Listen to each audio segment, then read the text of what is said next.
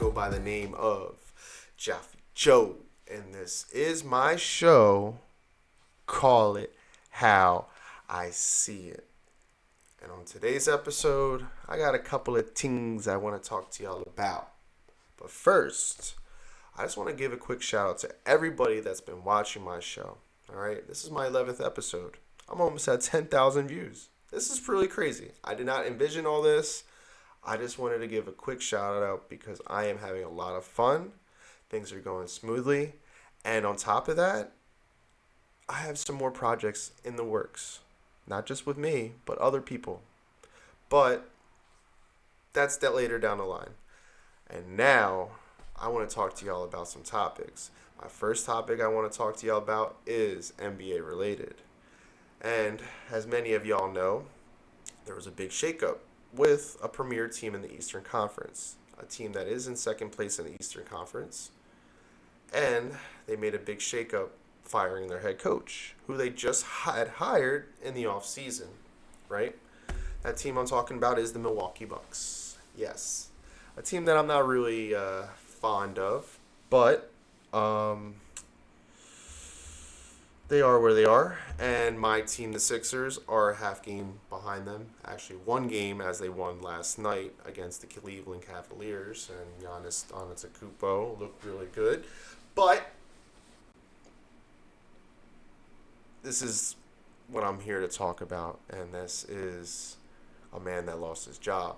But why did he lose his job, right? So if you're having success and leading your team within 43 games with a record of 30-13, why does a man like that lose his job, right? Many teams would kill to have that record. Many teams would even find this coach very successful, even though there's a lot of negative press around this, right? Some of this negative press includes fighting with assistant coaches. Some of this negative press includes having Doc Rivers as a special consultant to the team. Some of this negative press also is actually real press, as your star player has even come out and has criticized you as being a bad coach and not coaching the team the way it should be coached after a loss to the Houston Rockets. Also, during a game, there was confrontation between said star player and this head coach, where the head coach tried to take Giannis Antetokounmpo out of a game against the Miami Heat, and Giannis Antetokounmpo refused. Yes, refused the head coach in front of everybody, in front of fans, in front of the team, in front of executives, everybody there to watch, right? With all these red flags, John Hurst, the GM of the Milwaukee Bucks, felt it was time to pull the plug on Adrian Griffin, right? So how did this all even come about?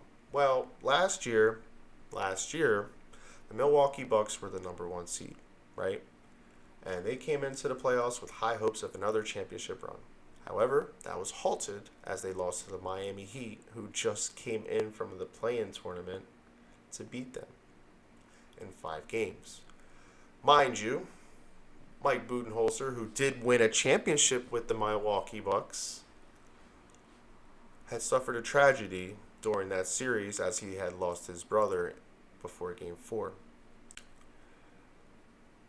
Many in the professional world would say, well, you are hired to do a job, and outside factors should not deter you from doing that job. But we're all human, and Mike would probably even argue that he should have done a better job, given the circumstances that were given to him. After this embarrassing loss to the Miami Heat, and being kicked out of the playoffs very early, the Milwaukee Bucks made the rash decision to fire their championship-winning coach, right? Their championship-winning coach that had defensive prowess, a defensive blueprint on the team, and they got rid of him. They kicked him out the door. So, John Hurst, even though he probably won't admit it, went to said star player Giannis Antetokounmpo and felt who does he feel would make the best fit to coach this team. And Giannis Antetokounmpo put himself on a limb and told him to hire Adrian Griffin. So they hire Adrian Griffin. They hire Adrian Griffin in hopes to extend Giannis for the foreseeable future with a contract extension to the Milwaukee Bucks. Before that happens, they acquired Damian Lillard through a trade that no one saw coming. So after that, you have two star players, two perennial all-stars. Dame Lillard, who is sick and tired of being in Portland and wanted to win a title, didn't end up where he wanted, but he was okay with going to play with Milwaukee and Giannis Antetokounmpo. So things looked bright. Giannis ended up signing that contract extension after that was done, and everything looked like it was going to be good. Okay? They did give up Drew Holiday, a defensive prowess player, but they felt that was a sacrifice they needed to do to get to where they needed to go. So, fast forward to the 43rd game of the season. After all that, they fire the man. They fire the man, and they had someone in the wings this entire time. During the in-season tournament, John Hurst felt it was necessary to bring in Doc Rivers, who is known for coaching the Sixers and the Clippers, but the Sixers decided to fire him after a 3-1 series loss to the Boston Celtics in the second round of the playoffs. So, before as Milwaukee was playing an in-season tournament and they lost to the Indiana Pacers, they had Doc Rivers as a special consultant to the team to oversee things and keep an eye on how things were going. So, John Hurst created a foreshadowing. The writing was on the wall, and minus all the in-house problems that was being created with Adrian Griffin, the time had finally come where John Hurst felt there was enough done in terms of damage with the team and organization where they had to fire Adrian Griffin. And then they swooped in. They sweet-talked Doc Rivers into coming to coach for the team. And although he wasn't there tonight, this deal was done. Both sides met, and a deal was done. So Doc Rivers will coach the team the rest of the year with the same exact staff that Adrian Griffin had picked out. And things will go forward with that. So, Mr. Game 7 himself, Doc Rivers, who could not win the last 3 Game 7s, will be coaching the Milwaukee Bucks. Is he the answer for the Milwaukee Bucks? I guess time will tell. Time will tell. I will tell you a couple things. I will. First thing I wanted to say is, during this slide of a 5-game losing streak that the Milwaukee Bucks were going through 2 and 3 weeks ago, they went from the 5th defensive team to the 22nd ranked defensive team. Players such as Damian Lillard and Malik Beasley looked lost on defense, and teams were doing whatever they wanted against the Milwaukee defense. Mind you, this comes after a team that was defensively there and gave a lot of teams a lot of hard times. But new year, new regime, and this is where they're at.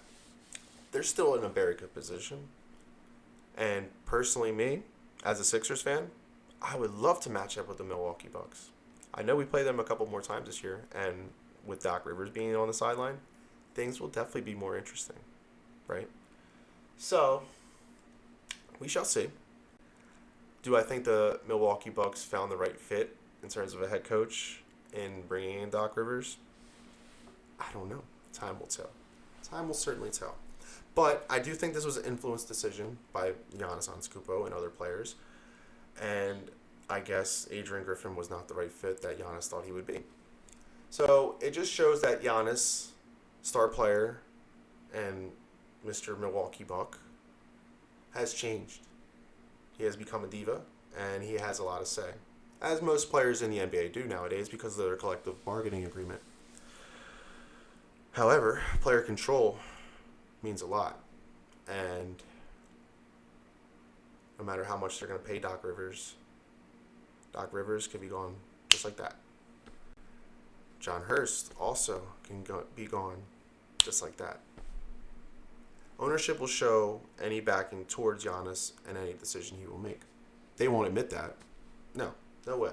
How can they admit that? But after acquiring Damian Lillard and going in that direction, they have to.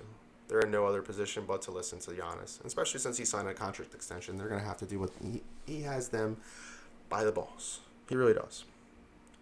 So, time will tell. Do I know? No. Does John Hurst know? No. Does Doc Rivers even know? No. But I know, other than not having to hear Doc Rivers commentate anymore with his horrible voice that I don't want to listen to anymore because he's really not that great of a commentator and he's really not that great of a coach, but we'll show that over time. Yeah. We shall see. But I'm just really glad that, if a Game 7 was to happen against the Sixers, I just really think Joel Embiid's really going to do really good, and I'm just going to look really stupid because I just came here and did nothing for Giannis and Damian Lillard, and maybe Damian Lillard will end up leaving. But, we'll see. We'll see how things turn out. Yeah, we will. And I'm waiting for the Milwaukee Bucks to fall flat on their face again because it's bound to happen. It's bound to happen, and everything that they're doing is forced, right? And collectively, usually when things are forced, especially in this game, it doesn't pan out very well. I mean, on very few occasions it has, but a situation like this, to pull the plug on a coach because he lost the locker room, just goes to show there's more power with the players than there is the coach. So we'll take that as it is, and I'm just calling it how I see it.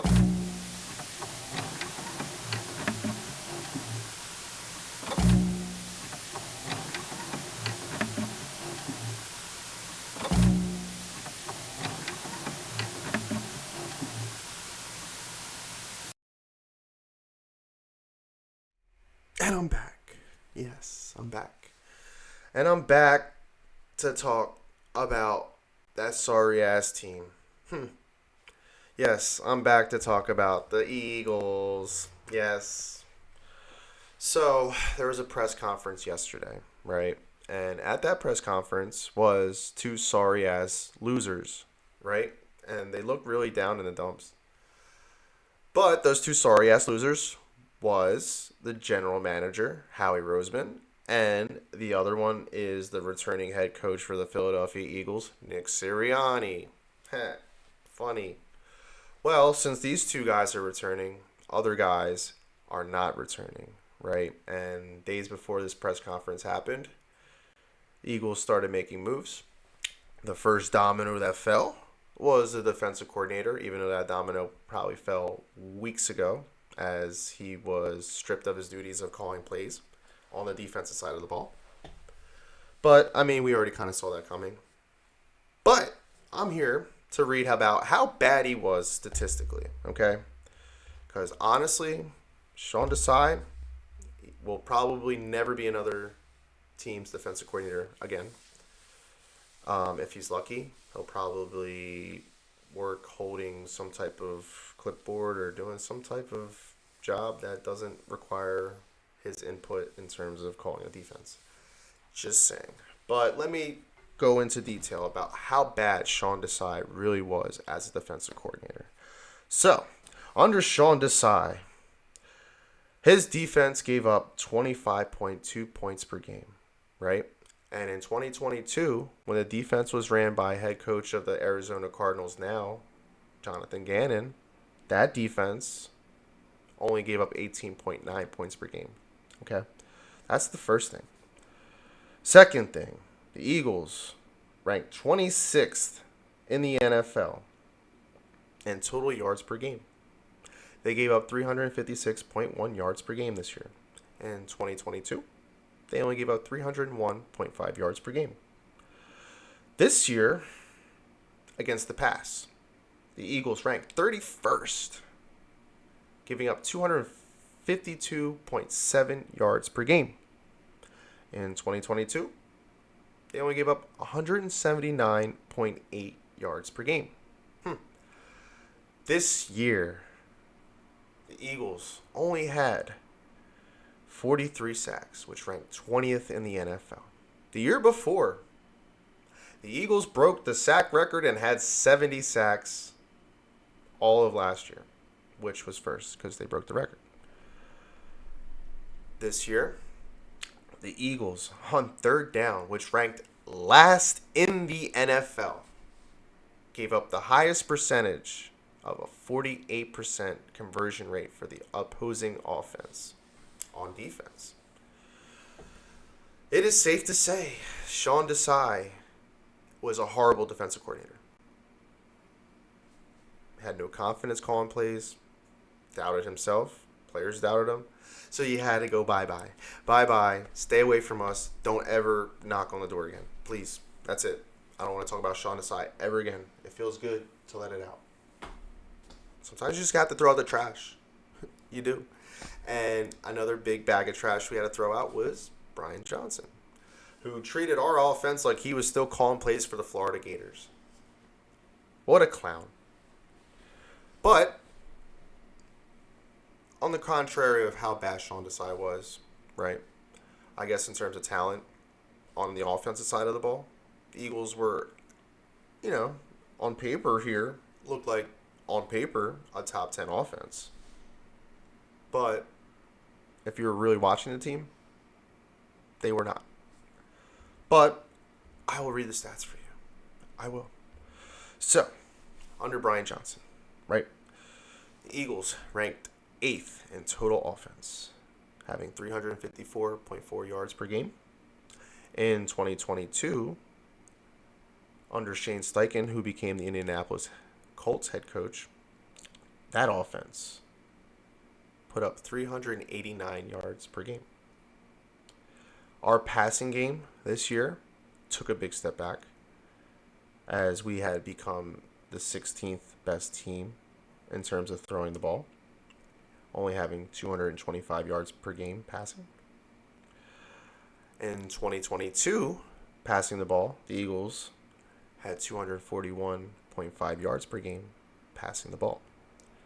Rushing the ball, Eagles ranked 8th this year, putting up 128.8 yards per game.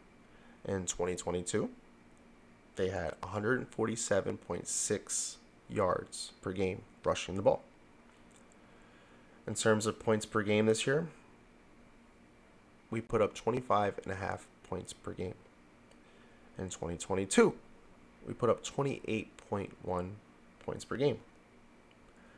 We were 9th in the red zone, which I kind of almost don't believe, really, at a 60% conversion rate. And on third down, we had a 48% conversion rate, which ranked third. But overall, like I said, watching this team, there was a lot of things that were not right. It just didn't flow. There's just a lot of things that were not right. Out of rhythm. Play calling was really bad, as I iterated. And that is why Brian Johnson is not our offensive coordinator anymore and not associated with our team anymore. Bye-bye. All right, so now how do we fill these voids? Okay, there's a bunch of candidates out there that don't have jobs just like these guys don't. So who do we get? All right, so I'm going to read you candidates that I think might possibly get in here. And I will also go into detail who I feel would make the best fit or, my personal preference. So, first guy, not my personal preference. First guy is Wink Martindale, right? He was the Giants' defensive coordinator the last 2 years, right? And he blitzes more than anybody. So, in terms of pass defense, kind of middle of the pack with the Giants. In terms of rushing defense, you know what he ranked? Last. So why would we want to get a guy like that? Well, the only thing he had going for him is that the Giants tied for first in turnovers. So, I guess that kind of helps. Does that make the defense better? I don't know. One interesting candidate that I'm about to bring up is Glenn Schumann. A lot of people do not know him or is familiar with his name. Glenn Schumann is currently employed by the Georgia Bulldogs, right? He is their co-defensive coordinator, but he is the guy that calls the plays. I think this is an intriguing candidate because our defense has 4 Georgia Bulldogs, if I'm correct. I could be wrong. And that familiarity could help bring the best out of them and also bring the best out of everybody else in terms of scheme. But that is in a college game, and this is the NFL game. So I don't know if that can translate into this type of level of football. Just an idea. One person we already have interviewed, and I really hope doesn't get the job, is Ron Rivera. Ron Rivera was the head coach of the Commanders last year, and the Commanders fired him, and they had the worst defense in the NFL. No, he was not the defensive coordinator. That was Jack Del Rio, who they ended up firing as well. But that is still under Ron Rivera's watch, as he is a defensive-minded coach. But they did interview him, and personally, I would like the Eagles not to call him back because this isn't 2004 anymore. That was the last year he was a defensive coordinator. And honestly, this is a little bit of a low blow. He has had cancer issues in the past, and I hope he is well. I hope he does not get cancer again. I don't. But if this does come back, that could be an issue for the Eagles. I'm just saying. I know it's a low blow, but I had to say it. The guy that I would really like to see the Eagles get is actually a former Eagle, and he is Al Harris. Al Harris was a cornerback for us in the late 1990s and early 2000s, and after his career was over, he was able to get a gig with Andy Reid as a defensive backs coach, had success, and after that he's bounced around, and the last 2 years he has worked with Dan Quinn and has worked for the Cowboys, which is the enemy, but I have to give the Cowboys credit in terms of their secondary. Trayvon Diggs had led the NFL the year before in interceptions, and this year they had Deron Bland lead the league in the interceptions and also had a bunch of pick sixes to the house. So in terms of personnel now, the Eagles are cornerback heavy. Safeties need more help, but a coach like Al Harris could definitely help bring the best out of our secondary. So we'll have to see if this is even an option for them or someone that they have on their radar.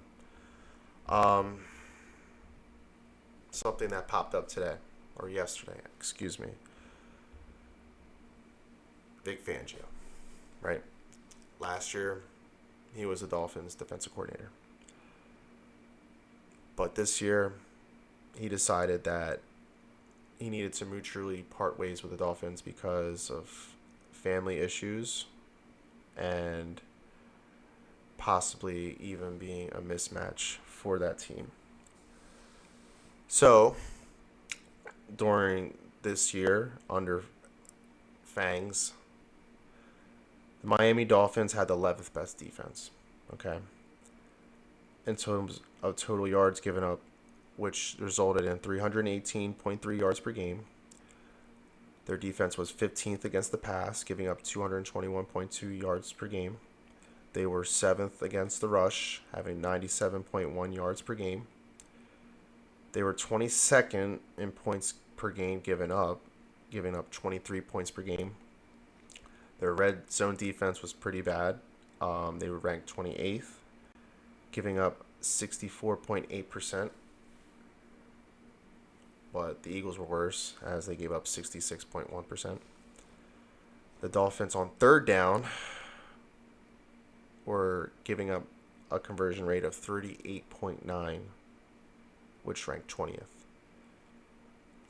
Miami had a bunch of injuries this year on their defense. So their defense was never really 100%. And for some of these numbers, it could be a little skewed. But in the generalization, if Vic Fangio, who has become our new favorite to land the defensive coordinator job, it would be very interesting to see how he fits in and runs our personnel. I personally think he will get the job because he did work with us a little bit during our playoff run the year before, and due to timing and issues, he probably would have been our defense coordinator last year, but it didn't work out that way. So during the press conference yesterday, Nick Sirianni iterated to the media that he wanted to have a fresh mind calling offensive plays. So some of these candidates that I'm about to read to you have fresh minds, and some of them don't. The first one I'm going to read does not. But there's a familiarity because he's Nick Sirianni's mentor and former head coach to when Nick Sirianni was his offensive coordinator. And that person is, if you don't know, Frank Reich. Frank Reich, which a lot of people in Philadelphia would love to have back. A lot of people, not including myself, won the Super Bowl in 2017 as our offensive coordinator. As I reiterated, he was the former Colts head coach, and he was the Panthers head coach last year, but got fired within 11 games because the Panthers were really bad, and there was no development growing with Bryce Young, which is very alarming. I never seen a coach get so gray and old so fast, honestly. And my man looks like he needs some time off from football. So I don't think he's the fresh mind that the Eagles really need. They did already interview a former head coach that coached the Arizona Cardinals and used to coach in college. And that person is Cliff Kingsbury, right? In 4 years, he had a top 10 offense in 2 of those 4 years. He runs an air raid offense that he got from Mike Reach, which transitioned into Oklahoma, where Jalen Hurts played his last year of college football. So he is familiar with that type of offense. He is good at spreading things out, using speed on the perimeter, which could help the Eagles not look so predictable like they did this year, and help give Jalen gaps to run the ball if things are not open. Overall, with lesser talent in Arizona, he did pretty well if you're going to look at statistics and everything. And last year, he worked with USC as an offensive senior analyst and their QB coach. Could be a favorite to get the job. Another person they interviewed yesterday was Gerard Johnson, Houston Texans quarterback coach, who had a lot of success this year with C.J. Stroud. He is familiar with Sirianni. He also comes from the Kyle Shanahan coaching tree. And he has bounced around. He's played football. So he could be one of these fresh minds that they're looking for. Another person, fresh mind, but maybe hot-headed mind, is Eric Bieniemy. Eric Bieniemy was with the Washington Commanders last year as he was hoping to take over the reins of the Commanders from Ron Rivera if the team had success, but there was no success for that team. Their offense was the 24th ranked offense, and in terms of scoring, they ranked 25th, with overall a bad personnel setup of the team. He has ties with the Eagles as he worked with Andy Reid and was a running back for the Eagles in 1999. He runs a West Coast offense, which could help Jalen make better decisions and easier passing lanes for him to throw the ball. Also throws in a lot of bunch formations, pre-snap motions, and unbalanced formations to help throw defenses off, to help the Eagles not look so predictable. Eric Bieniemy, as I iterated, was a running back, so he knows the importance of running the ball. He's a great game planner, and he also helped the Chiefs get to the Super Bowl a couple times as their play caller. So he is a good candidate. Whether there's a lot of backlash about his style and how he coaches people, I think he makes a good candidate. I do. I think he will hold Jalen responsible and coach Jalen the way he should be coached. Just saying. A wild card here could be the quarterback coach of the Baltimore Ravens. For y'all that don't know, he is T. Martin. T. Martin is a well-known collegiate quarterback as he took the reins over after Peyton Manning left in Tennessee. After that time, he spent some time in the NFL as a backup and picked up a lot of things and has been coaching. He worked under USC for a time. Hasn't called any plays, though, which could be more of a wild card choice.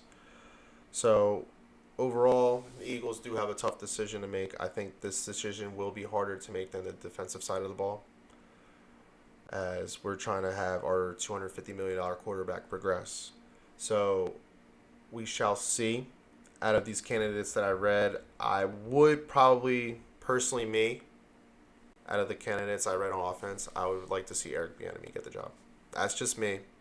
I'd be okay. Cliff Kingsbury, I'd be okay with too, unless somebody pops up. There's been reports about Jim Bob Cooter, the offensive coordinator for the Colts, but to transition from that offensive coordinator job to another offensive coordinator job, you're gonna have to spice that up. Maybe give him an assistant head coaching gig along with that, and give him more money. So that's something they're gonna have to consider if they could get him. But there's a familiarity with the offense, and even with Jalen Hurts in Jim Bob Cooter. But personally, I don't want an offensive coordinator named Jim Bob, because he's not really anybody that special. Just saying. There's other candidates out there. Lincoln Riley's brother in Clemson, some other guys. Clint Kubiak from San Francisco, as he is their passing game coordinator. There's a couple candidates, and I'm sure the Eagles will really do their homework and try to pick the best guy, but we'll see. But in terms of that side, it's kind of more of a crapshoot. I think now with Vic Fangio being out there, they will look to give him the deal that they have on the table. And it will be interesting. I'm not sure if Vic Fangio changes the culture, because he's not really on the sideline. He was in the press box calling defensive plays for Dolphins last year. I don't know if that's because of his age, but being out there and putting your foot on things is different on the sideline than in a press box. But we'll see. I don't know. Maybe he'll be on the sideline. I don't know. Time will tell. But the Eagles need to fix things, because they're a sorry-ass team. Otherwise, we won't see another sorry-ass press conference with these two again. So they need to fix it and figure out who's the right fit for this team.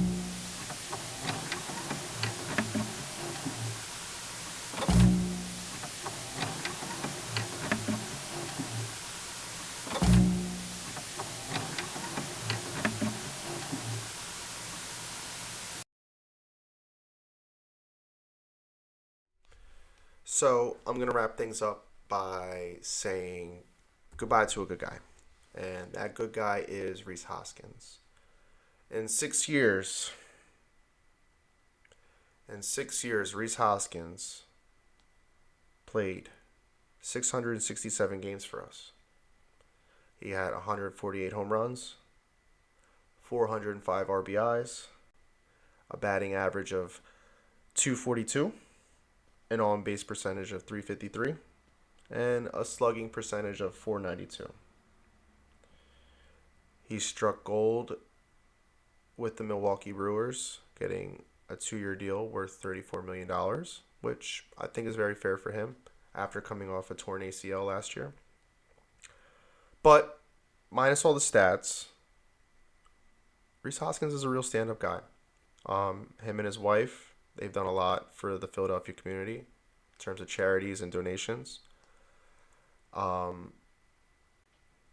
Rhys had a big influence on the city. He definitely embraced the city. And I really appreciate Rhys a lot. Rhys also played a big hand in bringing Bryce Harper here. He definitely made Bryce feel at home here. He helped Bryce make the decision to come to Philadelphia and play. He was that big piece to help bring in Bryce Harper. And if we didn't have Rhys here, we definitely wouldn't have had Bryce Harper here. That's just really how it is.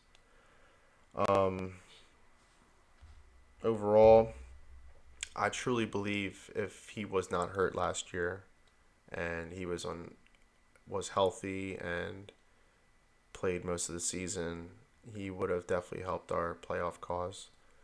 Having his bat in the lineup, no offense to Johan Rojas, who I think will develop into a great player. I just don't think he was quite ready for that type of limelight. But I do believe if Rhys was in the lineup, it would have helped propel us to go back to the World Series. But that wasn't the case. It was just a what if. But overall, in the 6 years that he played for the Phillies, Reese did a lot and left a great big impact for the Phillies. So I wanted to tip my cap off to Reese. I'm gonna miss him. I wish him the best in Milwaukee.